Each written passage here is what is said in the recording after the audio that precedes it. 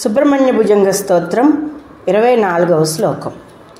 అహం సర్వదా దుఃఖ భారావసన్నో భవాన్ దీన బంధుస్త్వదన్యం నయాచే భవద్భక్తిరోధం సదా క్లుప్త బాధం మమాధిం ధృతం నాశయో మాసు తత్వం.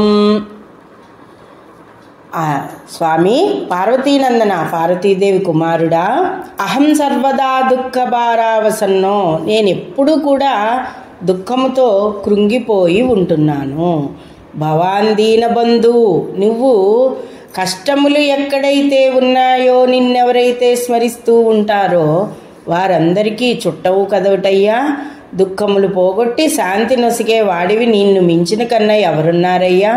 నేను ఇంకెవరిని ప్రార్థిస్తాను నిన్ను తప్ప?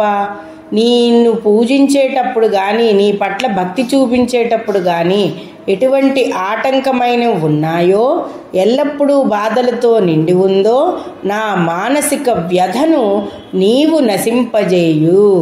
నీ ధ్యానమున నన్ను తరింపజేయు తండ్రి.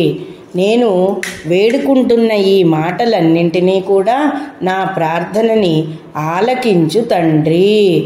ఓ సుబ్రహ్మణ్యేశ్వర అని చెప్పి ఆదిశంకర్ల వారు ఇందులో మనకి చెప్తున్నారంటే, మీకు ఎటువంటి మానసిక వ్యధలు ఉన్నా కూడా అవి తీరాలి అంటే ఈ శ్లోకాన్ని మొదటి శ్లోకానికి సంపుటీకరణ చేస్తూ చదువుకోండి.